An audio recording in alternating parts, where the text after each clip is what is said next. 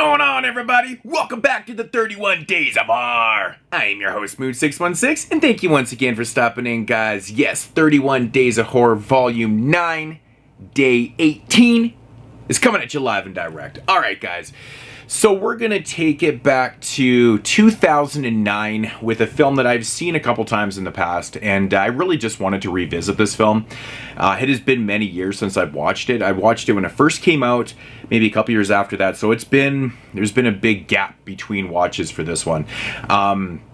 So it's a film from Indonesia, and it's directed by the Mo brothers. Now, they were like a directing duo. They're not actually brothers. I think their first names were Kimo and Timo. So they actually did a short film called Dara that became a full-length movie, which is, of course, 2009's Macabre. So yeah, so they did a short called Dara, which is based on the mother character that you can see behind me. About 2 years prior, in 2007, and then they made a full-length feature called Macabre in 2009, which is really cool. They went on to do films together, such as, like, they did Killers together, which was a really cool film that was kind of like a serial killer type film. And then they did one called Headshot together, which was really awesome also. I know Kimo went on to do the remake of Queen of Black Magic himself.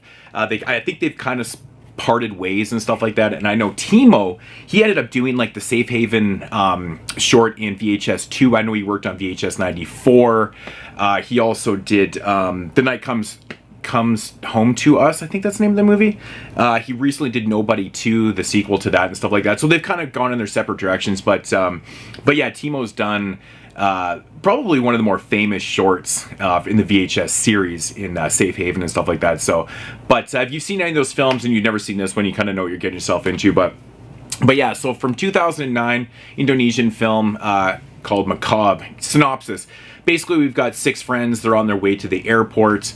There's like a brother and sister. The brother's girlfriend is pregnant and stuff like that, and he's, heading out of town. Anyways, they end up picking up this hitchhiker on the side of the road. She's claiming that she was robbed and stuff like that, and she needs a ride home. They're passing by that way anyway, so they drive her home. She insists that they come in and meet her mother. They don't really want to because they want to get to the airport and stuff like that, but she insists that, so her mom could show their gratitude for getting her home safely because it's shitty outside and stuff like that. Anyways, one thing leads to another. They end up having dinner there. They get drugged. They wake up and fucking carnage ensues. All right, so that's basically the setup to the film. Now, my thoughts on Macabre. This movie is still batshit insane. It is absolutely fucking wild. It's crazy. Yeah, man, it's like an Indonesian splatter film, essentially, man. This one has so much blood and carnage in it. It's ridiculous. Like, the last 40 minutes of this movie just goes batshit crazy. Yeah, man, there's actually a pretty tall body count in this film, too. So basically, it's a pretty easy setup, man. You got 6 friends that wake up, they're all drugged, and now it's basically just a struggle. It's a fight for their life against this mother. Her character is Dara, and, of course, they have this son called Adam, and the daughter that, of course, was kind of the ringmaster, bringing them all in and stuff like that. So it's this family of 3, and something seems off about the 3 of them because the mother, Dara, seems like she could be possibly the same age as the daughter and son, and something's up right away. And I gotta say, the first thing you do notice in this film, though, is the performance by the actress that plays the mom. Phenomenal performance, really, really good stuff. The guy that plays the son, Adam, knocks this out the fucking park. It is such a demonic, robotic performance in all the good ways. Like, the way he's so maniacal with his eyes and the way he moves his body. But there's also like an explanation to why these characters act the way they are. I don't want to give too much away and stuff like that, but there kind of is a reason why they have a little bit more strength and the way they act and the way they're just so almost inhuman in a sense. Almost immortalized. But yeah, it's really, really great performance from the top down. I think our cast of 6 friends and stuff like that, they do a pretty good job in this one.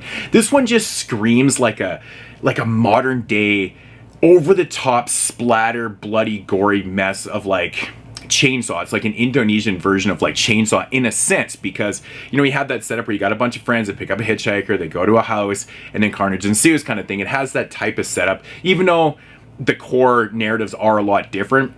In and ideas, but you know, it has those hints, right? You know, if Chainsaw was bloody and gory, that's probably what this movie would be, or what Chainsaw would be. So but yeah, really, really good stuff here, man.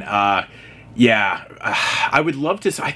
I'm pretty sure this movie actually does have a Blu-ray, but man, I would like to see this in high def because of all the graphic violence and craziness. And I think that's what really kind of sells this movie too.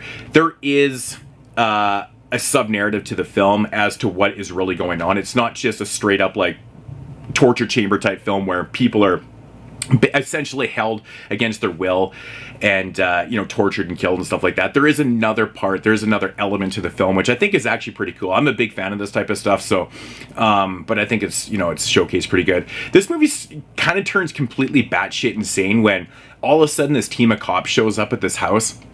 We gotta remember, we already have like 6 characters in this film, and this team of cops, which is like 4 cops, they end up finding one of our main characters outside, you know, and so they go to investigate to see what the fuck is going on. She claims that, you know, he was renting a room in the house and that he went out there, what, blah blah blah, and then basically the third act of the film starts and it just goes completely batshit insane and it just goes wild and stuff like that. I think this movie is really, really good. It's acted well, it's shot well. I think it does suffer from a little bit of clunky editing at times. Like there's moments where, like, even when the cops show up, it's just like, oh, okay, so they're here. There's a couple scenes with almost like a Leatherface character where they literally have like a henchman type deal where, you know, he's hacking up bodies with chainsaws, literally with a butcher suit on and stuff like that. So right away you'd be just getting those Leatherface type vibes and stuff like that. But this character's doesn't really talk and stuff, but he's kind of I wouldn't say he's mute, but he's definitely a creep and does some fucking creepy ass shit. Gets his tongue bit off at one point in this film. But there's a little bit of clunkiness with his character too, because things happen to him and then all of a sudden he just kind of shows back up and this and that. So I think the editing could be a little bit tightened up in this one. But it's a minor nitpick, really. I mean, the whole thing is just so entertaining that, you know, you don't really notice it too much, but I have seen the film a couple times, so I was like, oh shit, like that just happened and that just happened, but it is what it is. It runs about 95 minutes. It honestly doesn't even seem like it runs that long at all. It takes about a half an hour really to get into like where they're kind of like drugged and, you know, full-fledged, like held against their will and stuff like that. But that whole build-up is really good. Like the tension, the dinner table scene is so fantastic with the mother and the way Adam is like feeding them this food and like what's going on. Like the scenario that they're in is just so compelling and so well acted. You're just like, damn, dude, this is pretty cool. And you kind of feel, like I said, something is off, and then there is reveals and stuff like that, which is pretty cool. And you know, they do it properly too. They don't have to go so into depth and stuff like that. There's quick little scenes of like explaining what's going on, and I really like that. So, but what really sells this one, of course, is the carnage. You know, the blood, the gore, the decapitations, the nastiness, and just brutalness. It's all pretty cool. It's all pretty cool. So, I mean, Macabre is one of those films, it's not very deep. You're not going to find a lot of commentaries here. There's not really a lot of other things that are going on and stuff. You can kind of take this one for face value, which is nice to watch a film and just kind of enjoy the blood and splatter and the gore for what it actually is, you know, and try not to overanalyze shit and stuff. But which kind of seems to be the case with a lot of new films. There's always something else being told. There's always something you got to read between the lines. There's always some type of commentary. There's always something else going on. So this one is pretty face value. I think it's pretty good for what it is. And yeah, man, I saw the subtitle sticker. So I had this place back in the day. I had this rental store. I think it was probably about 2009, 10. Maybe they were closing down, but they used to get a ton of foreign stuff. When I used to go in there to rent stuff, I just go straight to the foreign section. I remember renting this, and then they had it for sale like a week later for like $1 or something like that. So I'm like, yoink, pick that shit up. So yeah, that's why it has that subtitle, because it was the next rental for $1 or $2 or whatever. But yeah, anyways, I highly recommend Macabre. Really, really good stuff from the Mo brothers. If you've seen any of their other work, like The Killer and stuff like that, these guys really make really good films. The Queen of Black Magic I thought was an interesting remake. So good stuff. But yeah, they do kind of delve into like more action, and some of that is prevalent here. They just some fight sequences that I thought were really good. Not like over the top kung fu craziness. It kind of fits into the whole horror realm of what they're doing and stuff. you know, I mentioned the blood and gore and stuff like that. I do have to say all the effects are practical here. There's actually a scene in which somebody gets burnt, and the scene is fucking crazy how it goes down. It's just, it's so maniacal in how it goes down, but it makes sense for the character because he's just that way the entire movie. But I gotta tell you, man, one of my favorite performances that I've seen in a film like this is from the brother and the mom. Like, the duo is just fantastic. So good stuff, but really good effects, a lot of blood, a lot of gore and stuff. So if that's what you're looking for, nothing more, nothing less, check out Macabre from 2009, Indonesian film from the Mo brothers. I'm going to give this one about an 8 out of 10. Yeah, I'm pretty sure it does have a Blu-ray. It just might have never thought of looked into. I don't know really what happened with that, but I have people, I don't know if there is a region one.